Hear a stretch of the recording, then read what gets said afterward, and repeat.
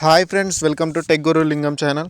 So friends, నేను 2 days back తర్వాత మళ్ళీ వీడియో చేస్తున్నాను. సో ఎందుకంటే కొద్దిగా బిజీ ఉన్నాను అండ్ నాకు అదర్ ఛానల్ ఉంది. సో ఆ ఛానల్లోనే ఎక్కువ వీడియోలు పోస్ట్ చేస్తున్నాను కాబట్టి ఈ ఛానల్లోకి రాలేకపోతున్నాను. సో పోస్ట్ చేస్తాను, దీంట్లో కూడా డైలీ 1 వీడియో అప్లోడ్ చేశాను. సో ఫ్రెండ్స్, ఇవాళ వీడియోలో మనం జియో గురించి మాట్లాడుకుందాం. సో దానికంటే ముందు మీరు ఇంతవరకు కనుక నా ఛానల్ కనుక సబ్స్క్రైబ్ చేసుకున్నట్లయితే మీరు న్యూ విజిటర్స్ అనుకోండి. మీరు చూస్తున్న ఈ వీడియో కింద మీకు రెడ్ కలర్లో సబ్స్క్రైబ్ అని చెప్పి ఒక ఆప్షన్ కనిపిస్తుంది. సో దాన్ని ఒకసారి క్లిక్ ఇవ్వండి. క్లిక్ ఇస్తే మీకు బెల్ ఐకాన్ వస్తుంది, దాన్ని ట్యాప్ చేయండి.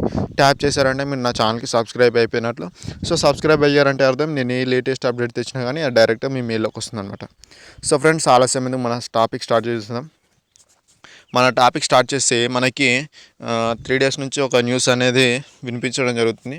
సో ఆ న్యూస్ ఏంటంటే జియో సమ్మర్ సర్ప్రైజ్ ఆఫర్ అనేది ఆపేశారని చెప్పేసి చాలామంది చాలా రకాలుగా చెప్తున్నారు. అండ్ జియో సైట్లో కూడా ఇచ్చారు దీని గురించి.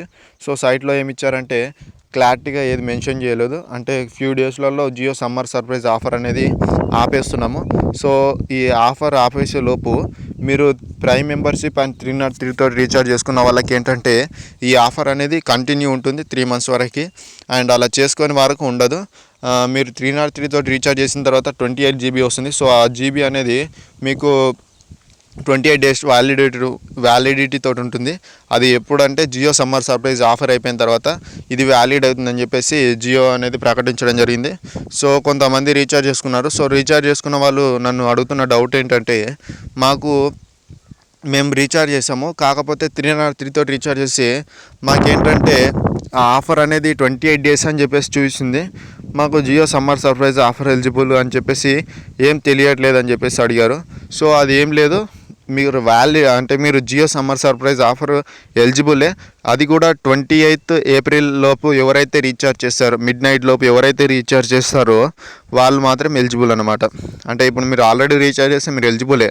సో అట్లా డౌట్ ఏం పడకండి. సో కావాలంటే మీకు ఏదైనా డౌట్స్ ఉంటే మీరు నన్ను కామెంట్లో అడగొచ్చు, లేదా మీరు కస్టమర్ కేర్కి వాళ్ళకి చేసి కూడా అడగొచ్చు. వాళ్ళు ఇంకా క్లారిఫైగా చెప్తారు మీకు. సో ఈ వీడియో కనుక మీకు నచ్చినట్టయితే, నేను చెప్పిన ఇన్ఫర్మేషన్ మీకు నచ్చినట్టయితే please like my video and share with your friends. Don't forget to subscribe my channel. So మీకు ఏదైనా డౌట్ ఉంటే కామెంట్లో చెప్పండి. Thank you friends, thank you for watching this video.